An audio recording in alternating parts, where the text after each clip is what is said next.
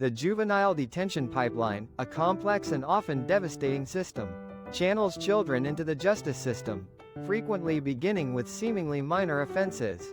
These can include truancy, petty theft like shoplifting, or even simply acting out due to the pressures and stresses they face at school or home. However, once a child is ensnared within this pipeline, the consequences can be incredibly severe and tragically long-lasting, significantly impacting their future prospects. Children who become entangled in the juvenile justice system are disproportionately drawn from marginalized communities, including children of color, those from low-income families, and those facing adverse childhood experiences. These vulnerable children may lack access to vital resources that could prevent their initial entry into the system. These critical resources include, but are not limited to, quality education, comprehensive mental health services, and supportive, stable families that can provide guidance and care. The pipeline itself involves a series of stages, each of which presents unique challenges. It often begins with initial contact with law enforcement, potentially leading to detention, followed by court proceedings, and ultimately, either release back into the community or placement in a secure juvenile facility.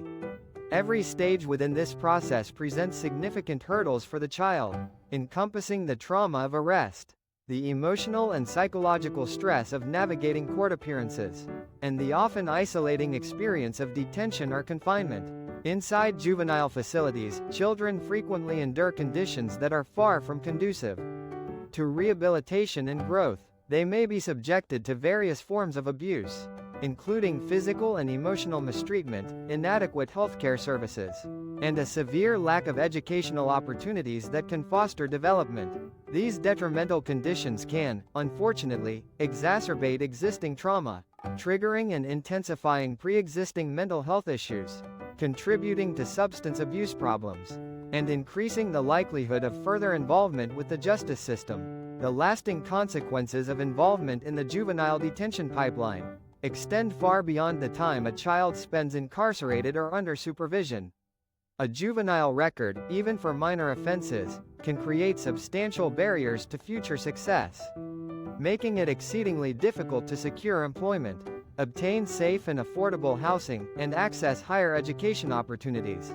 Furthermore, this initial contact with the juvenile system can unfortunately lead to increased contact with the adult criminal justice system later in life, perpetuating a cycle of incarceration. Breaking the destructive cycle of the juvenile detention pipeline requires a comprehensive and multifaceted approach. This includes addressing the underlying root causes of juvenile crime, such as the pervasive impact of poverty, the lack of equitable access to essential resources, and the presence of systemic discrimination within society.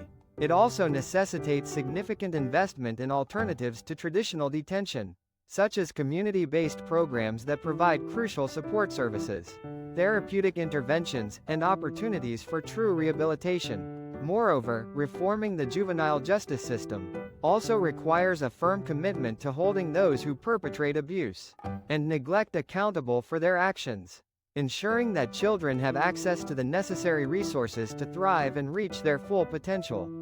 This involves providing readily available access to mental health services, ensuring consistent and high-quality educational opportunities, and supporting the development of stable and nurturing families.